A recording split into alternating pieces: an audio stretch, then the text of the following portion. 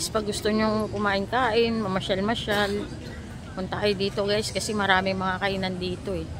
Pwede rin kayong mag-relax-relax dito, paupo-upo lang kayo, palipas oras, yan. Pwede kayo dito guys kasi tahimik tong lugar na to eh. Tsaka maganda siya guys. Dinevelop nila, ginawa na nilang commercial. Yan, nilagyan nila ng mga kainan. Yes, sir. Nice to Ano, naganda nila guys. Kaya yung mga tao ngayon ginagawa na tong pasyalan. Okay, so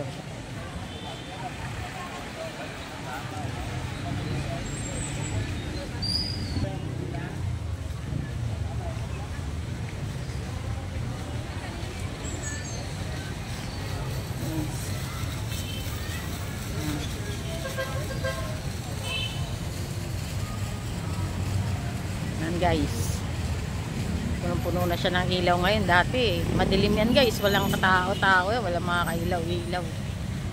Pero simula nang pinaganda na, yan na, naging pasyala na siya ng mga tao. Yan, dami mga kainan guys, oh. Yan, buhay na siya ngayon. Yung dating malungkot na lugar ngayon, buhay na.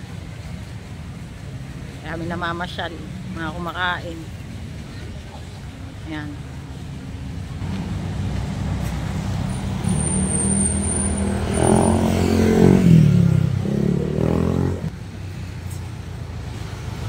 Hello guys, magandang gabi po. Kumain po kami ng pansit molo. Ayan po. Mainit pa po siya guys. Ayan. Meron po siyang itlog, molo wrapper. Ayan po guys. So, tsaka yung molo meatballs niya po. Kain tayo guys. Sarap guys, ang sarap ng sabaw niya. Saka ang init.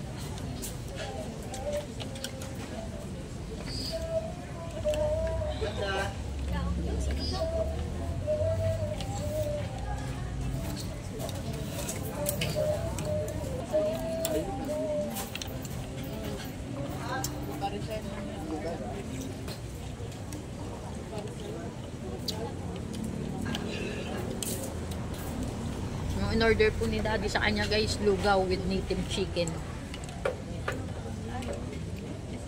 Ito po yung sa kanya guys, oh. May native chicken po. Yan. Yan po. Arroz caldo. Sa Ilonggo po, arroz caldo with native chicken.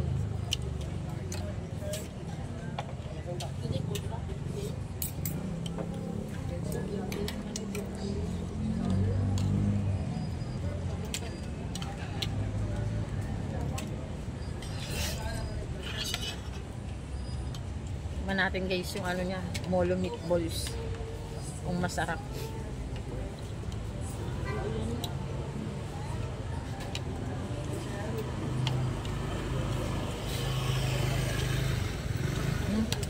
Sarap guys. Ano siya, mabango, saka may karne talaga yan guys, oh. Hindi lang siya puro molo wrapper, may karne talaga siya guys. Ayan, oh. Nakikita niyo po.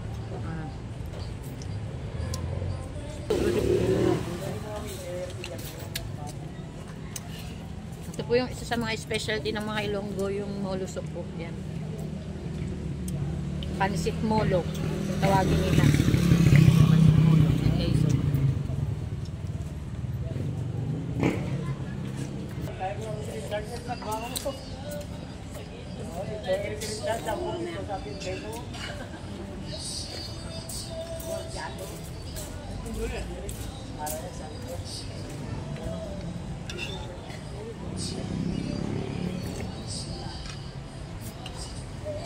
Guys, naubos na natin pagkain natin guys.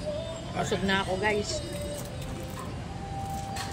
Bye guys. See you next vlog. Bye bye.